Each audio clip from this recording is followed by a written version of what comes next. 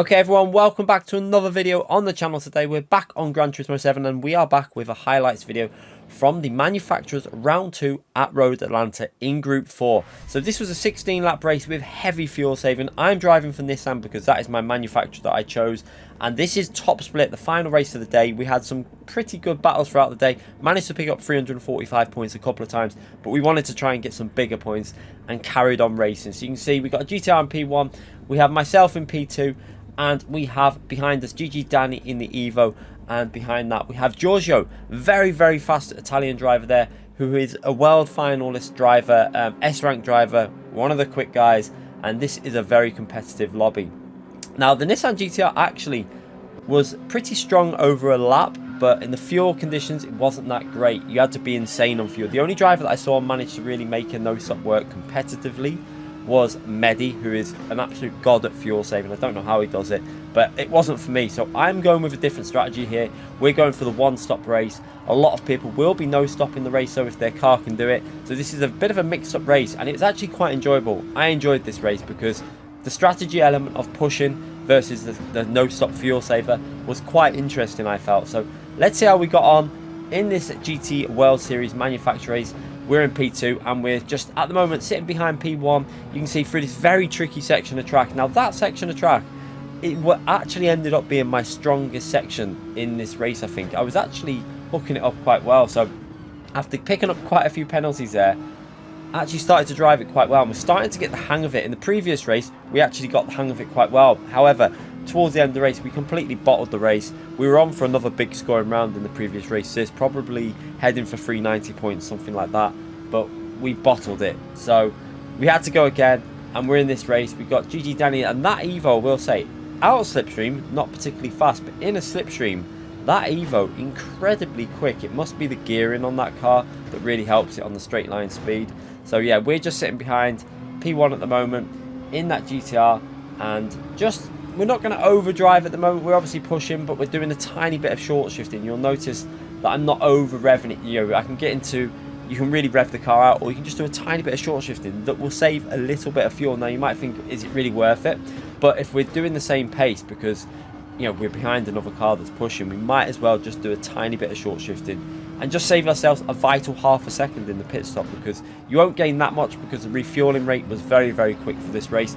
So you could actually refuel up pretty aggressively, and that was what made this race quite interesting, because you had some people that were obviously going to do a no stop and some people going for the one stop with their cars that probably weren't able to do that. Now we got an incredible exit from that corner, and that gave me the opportunity to go for a move here, and we just had too much speed coming out the exit, so I decided to go up the inside, make that move and put ourselves up into P1. So nice move done there.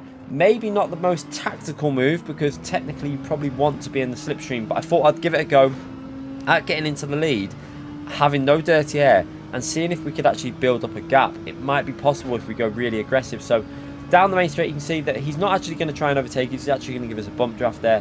I wasn't sure if he's going to then try go for a move in the braking zone, but he's actually just going to carry on bump drafting us all the way into the chicane. Now as we come into the chicane, we go really aggressive. I thought I'm going to go for it onto the throttle nice and early, got a little bit of understeer onto the curb, and had a little bit of a mistake there, and that's dropped us back down to P3. So from this point now, we had a couple of options. Do we go ultra aggressive and try and get ourselves back to the front and waste fuel battling and lose time as a group, or do we sit behind now and play it quite sensibly? And that's what I decided to do. So you can see getting into 5th gear there, normally you'd be in 4th gear, just getting that fuel saving in and just sitting behind these two, because there's not really a need to overtake them. At this stage we're still in P3, we're in the lead group, and we don't want to lose pace as a group, because if we start losing pace as a group, we're just going to end up getting destroyed by the people that are doing the no-stop strategy.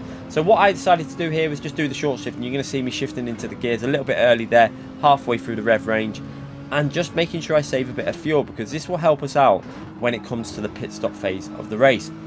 So again, going onto this back straight, you can see right behind the Evo, Giorgio doing the same thing behind us as well, saving a bit of fuel. Now one advantage we do have over Giorgio behind us is the fuel. I think that his Mazda was a little bit more aggressive on that fuel compared to my Nissan, so we were able to save a tiny bit more fuel if in a slipstream, and that's why you can see that he's dropping off a little bit on the straights, because what he is doing is he's just saving himself a bit of fuel, because I know 100% Giorgio is a faster driver than me.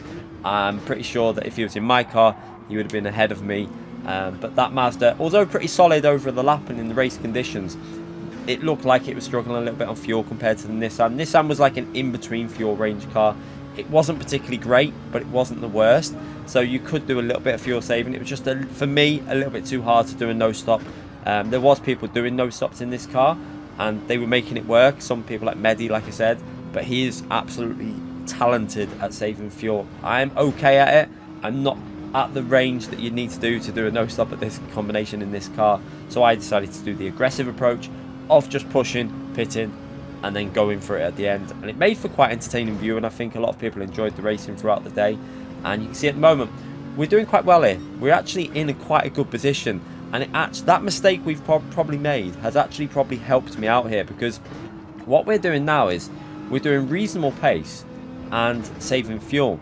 You can see our pace it's not exactly lighting up the timesheets, but we're doing okay pace for a one-stop strategy and saving more fuel than what I would normally be doing. So even if we're, you know, losing a tenth, 2 tenths, 3 tenths over the course of 6-7 laps, we're probably going to get near enough that back in fuel in terms of the pit stop. So it's probably going to be pretty close to if we're going 100% aggressive anyway.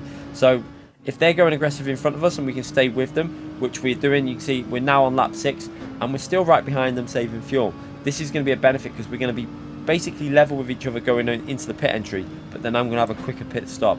So at the moment, things are looking quite good. And I was wondering on this lap, would the Evo go for a move? But you can see, decided to not go for the move there, decided to back out. And again, on that final chicane, hooking it up quite nicely. That's another corner which I started to realise you could go quite aggressive on the entry over the curb, and it would enable you to get more of a straight line speed on the exit. So a couple of things with this track that you kind of figured out a bit more after doing this round. Now obviously in different cars it's going to be a lot more difficult because they'll be a little bit more sketchy over the curbs and when you're cutting them corners. So for example, the X2019 race at this track is going to be incredibly interesting and very, very difficult at the same time. But at the moment it's racing C. From this replay camera, it's pretty close. We've got a group of 4 cars here and then a little bit of a gap and then another group of 4 cars. So you can see these 2 groups of people doing the one-stop strategy. Everyone else behind that is probably on a no-stop strategy. So you've got 2 separate groups. You've got 16 cars in this race. We've got these 2 groups here and then you've got another group behind that, probably no-stopping, that are going to be a long way behind now, but they're going to come back towards the end. So obviously pit lane loss here was about, I think with fuel, it was between 24 and 26 seconds, depending on how much fuel you put in. So it's going to be incredibly interesting. Obviously we weren't changing tyres. That saved us a little bit of time in the pit stop because tyre wear was only on ×1. That gave us the ability to go in that pit and not worry about changing tyres. And that was probably a tactical move by PD to do that, to try and make the strategies pretty close.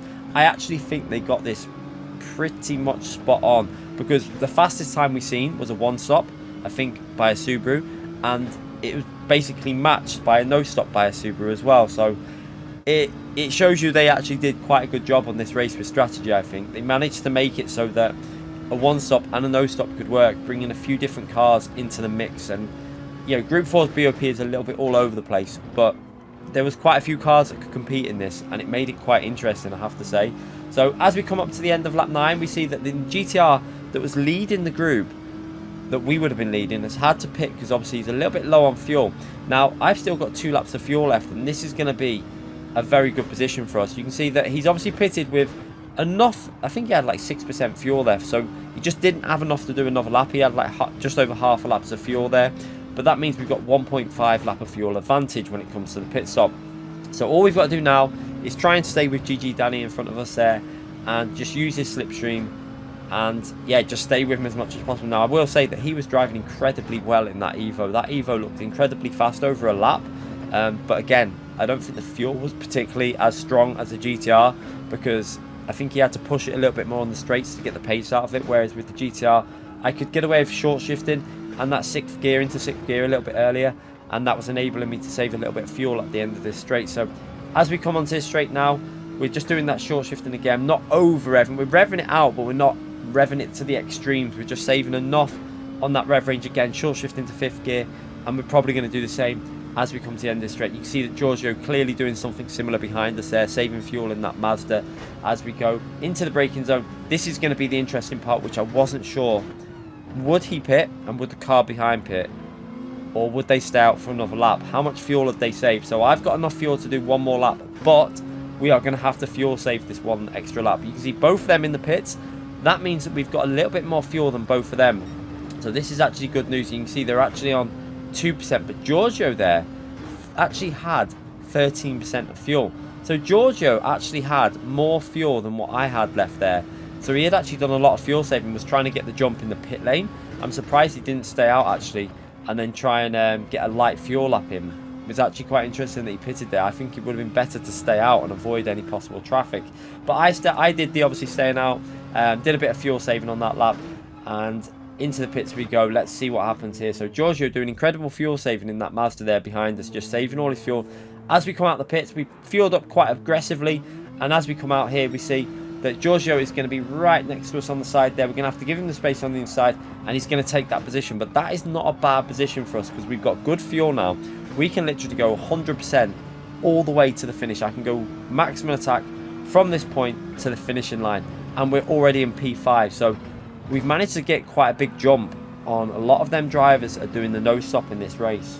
Now at this stage I go over to the left side of the track to make sure that he realises that I'm not going to try and overtake him into this corner, because at this point I don't really want to battle through these two corners here. If we do an overtake, it's got to be done on the straight, because that's where we're not going to lose any lap time. If we start fighting through these corners, we're probably going to lose a little bit of lap time in this stage now. We've got both of us are on the one stop strategy, so it's not like he's on a no stop. He's on a one stop, I'm on a one stop, and now we're going to pick up that slipstream and go for the move. So let's see if we can get this move done. My car a lot faster on the straights. You can see Nissan GTR in a slipstream, making that quite an easy pass actually into the chicane, and we are up into P4 now. GG Danny also going for a move in the Evo. They're going to go side by side through there, which is actually good for me because it's going to drop them slightly out of my slipstream. So that's actually going to be of benefit to me now, because I can go 100% maximum attack. I've got plenty of fuel left in my car. I can give this the 100% throttle everywhere on the track without worrying about the fuel. So this is good. We've got that gap to around 6-7 temps, and if they're starting to battle a little bit, that's going to be great for me. We've just got to concentrate on P2 and see if we can catch them up. We can see that we've got the Lexus in front of us, which obviously pretty good on fuel. It was really good on GT Sport actually. Not too sure what it's like on this game, but I'm guessing it's reasonable because he seems to be able to carry some speed on the straights. And you can see now we're starting to catch him up quite fast. And also we've got Jack in P1, I think in the Aston Martin, who's just a little bit too far ahead possibly. Let's see how this develops as we start lap 14 with just 3 laps to go, and you can see we're now in the slipstream to P2, and we are definitely getting closer to P1 as well. It's actually going to be fairly close when we get to the finish here. I think you're going to see it's going to be a lot closer than what I expected it to be, considering I think the Aston Martin had pretty good fuel economy in that car, but still very hard to get the pace out of it. Again, credit to Jack there with the fuel saving in the Aston Martin, because we saw other drivers not managing it as well as Jack has done with that Aston Martin. We saw a couple doing pretty good, but there was a couple of drivers that were struggling slightly. And you can see now we're actually going to get the slipstream for the back straight, which should be ideal because he's going to have to do the short shifting on the back straight. This is also going to give me the slipstream, which is going to be handy because we've got GG Danny behind us there pushing like crazy in the Evo and actually looking very, very, very fast. So if we can get a car in between us, that'll be a nice help towards the end of this race as we get the move done. You can see no real effort to defend there, and I always say there was no point in defending. He's got 2.5 laps, well, 2 and a bit laps to go.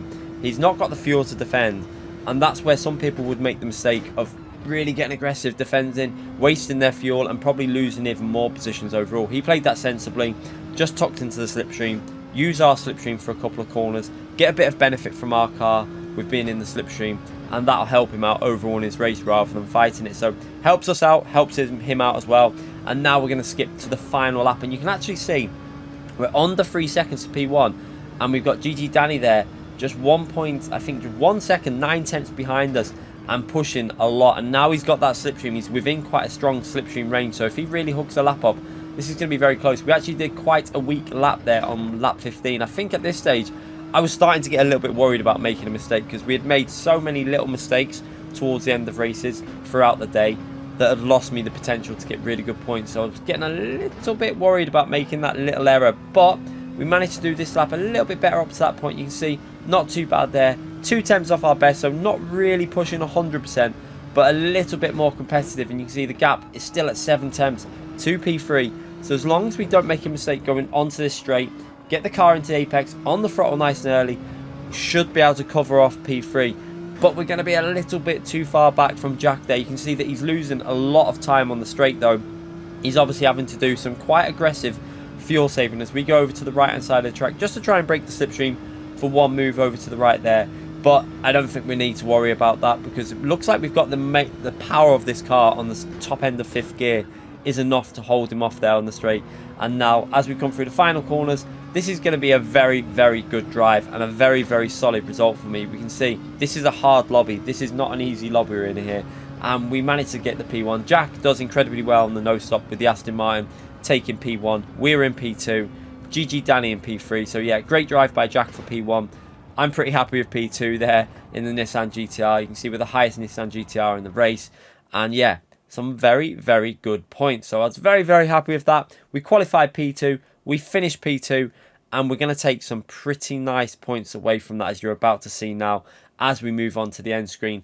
We managed to come away with 392 points and a very quick finishing time. I noticed that the finishing time was 23:12. For me, that was pretty solid in this car, doing a one stop. I was very happy with that. So pretty fast race pace as well, but we did work together in that race quite well without battling, did the fuel saving. It all worked out perfectly. So yeah, if you enjoyed that race, make sure you hit that like button, subscribe to the channel, and I'll be back with more content in the future. Thanks again for watching, everyone.